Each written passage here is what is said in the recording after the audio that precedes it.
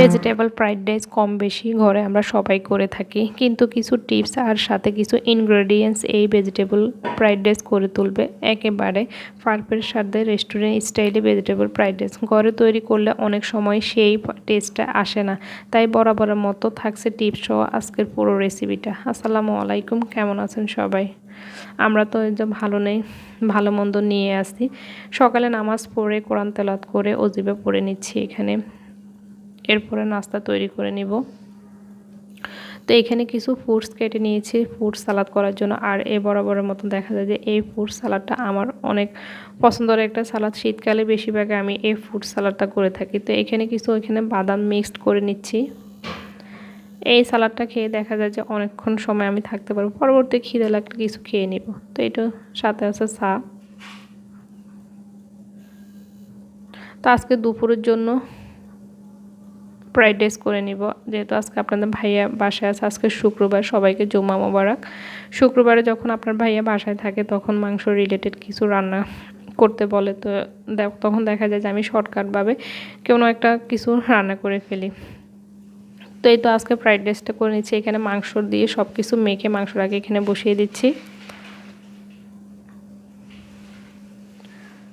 তো মাংসটা এখানে আমি বসিয়ে দিয়েছি, আর এইদিকে একটা ফ্রাই প্যান বসিয়ে দিলাম। ফ্রাই প্যানে এখন দিয়ে দিচ্ছি এখানে ঘিয়ের উপর আমি সব কিছু এখানে ভেজে নিব।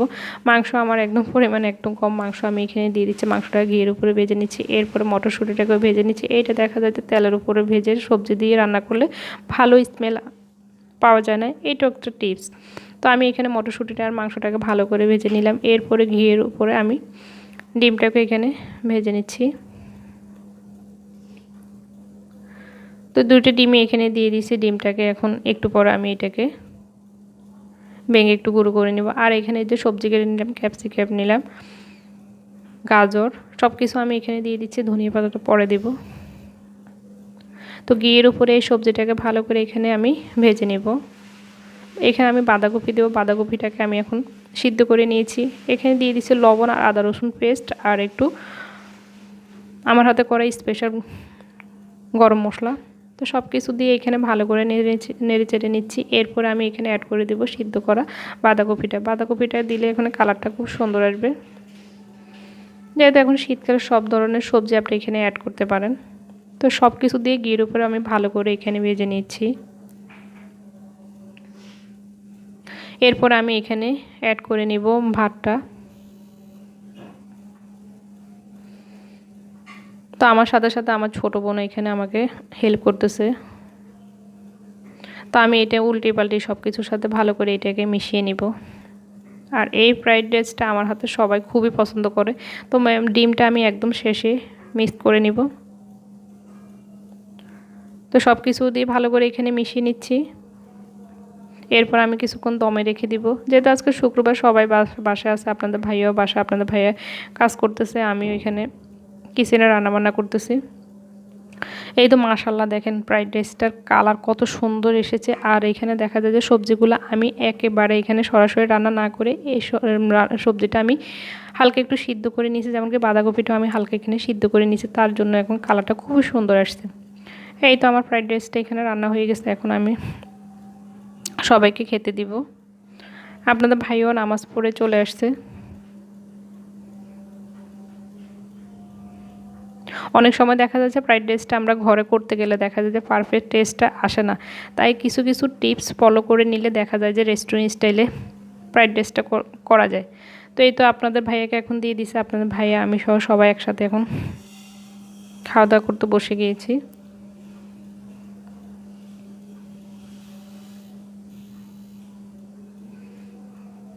এই তো এখনও সবাই মিলে এখন দুপুরের খাবারটা খেয়ে নিব। যেহেতু মনটা ভালো নয়, এত রান্নাবান্না করতে ভালো লাগে না শুক্রবারে। আমার দেখা যায় যে রান্নার আইটেমটা আমি একদম একদম সিম্পলে করে থাকি।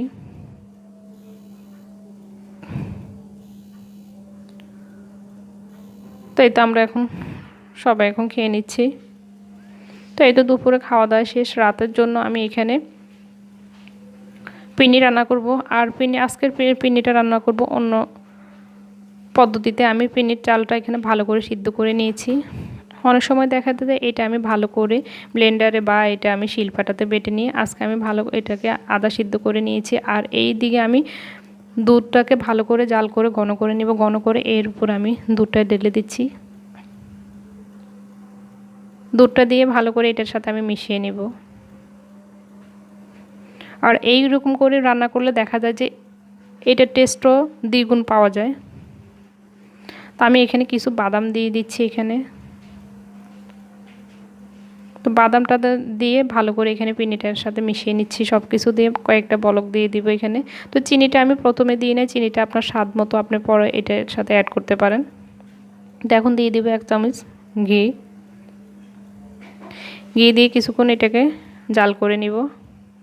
এই তো আমার এখন পিন্নিটা হয়ে গেছে, আমি চুলা থেকে এটা নামিয়ে নিব। আর এইভাবে পিন্নি রান্না করলে দেখা যায় টেস্টও দ্বিগুণ পাওয়া যায়।